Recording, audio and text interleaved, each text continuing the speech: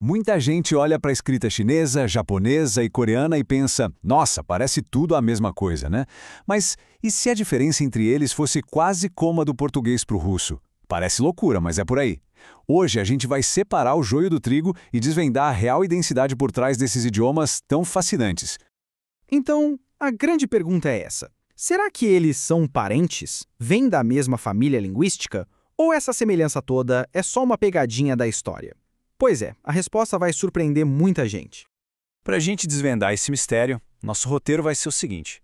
Primeiro, vamos quebrar um mito sobre as origens deles. Depois, a gente mergulha nos sistemas de escrita, que são bem diferentes.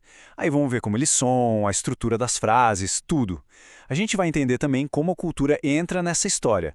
E no final, aquela pergunta de ouro: qual é o mais fácil de aprender? Vamos nessa. Ok, vamos começar com a bomba. Direto ao ponto, não. Eles não são parentes. Apesar de usarem alguns caracteres parecidos, eles vêm de famílias de idiomas totalmente diferentes. Chocante, né? Imagina assim, eles são vizinhos de porta, trocaram muita coisa ao longo dos séculos, pegaram umas palavras emprestadas aqui, umas ideias ali, mas não são da mesma família de jeito nenhum. O chinês é da família sino-tibetana. Já o japonês e o coreano, cada um na sua, família japônica e família coreana. Toda essa semelhança que a gente vê hoje é, na verdade, por causa da gigantesca influência cultural da China na região, principalmente no sistema de escrita. Beleza, agora vamos para a parte que, sinceramente, confunde todo mundo. A escrita. Porque sim, eles usam uns caracteres que parecem primos, mas o jeito que cada um usa, aí a história é completamente outra. Olha só que interessante. No chinês, a gente tem o Hanzi. Cada desenho daqueles é uma ideia, é uma palavra inteira. Já o japonês, bom, o japonês é uma mistura. Ele pega emprestado os caracteres chineses, que lá são chamados de kanji, e mistura com dois sistemas de escrita próprios, o hiragana e o katakana. E o coreano falou, quer saber? Vamos simplificar, e criou um alfabeto próprio, o hangul, que é super lógico. Vamos ver na prática. Em chinês, obrigado se escreve assim. São dois caracteres bem complexos, né? Cada um deles é um logograma, ou seja, um símbolo que representa um conceito inteiro. Agora, olha o japonês. A diferença é nítida, né? Essas letrinhas mais arredondadas, mais fluidas, isso é hiragana. E aqui a lógica muda. Esses símbolos não são ideias, eles representam sons. É como se fossem as sílabas, sabe? A, ri, ga, do. E para fechar, o coreano. Olha que diferente, parece um monte de bloquinhos, umas formas geométricas. Esse é o hangul. E aqui cada pedacinho desses representa um som, igualzinho às letras do nosso alfabeto. É um sistema super lógico e com uma cara única. Então, só para deixar claro, logograma, que é o esquema do chinês, é quando um único símbolo já é uma palavra completa. Tipo, um caractere para água, outro para fogo. Qual é o problema disso? Bom, para ler um jornal, tem que decorar alguns milhares desses símbolos. Do outro lado da moeda, a gente tem o alfabeto, como o hangul coreano. E o hangul é simplesmente genial. Ele foi criado lá no século XV por um rei, o rei Sejong, com uma missão: ser fácil de aprender para todo mundo poder ler e escrever. E conseguiu. Cada símbolo é um som. Juntou, formou a palavra. Com 24 letrinhas básicas, se escreve absolutamente tudo. Ok, a gente já viu que a escrita é um mundo à parte para cada um. Mas e na hora de falar? Como eles soam?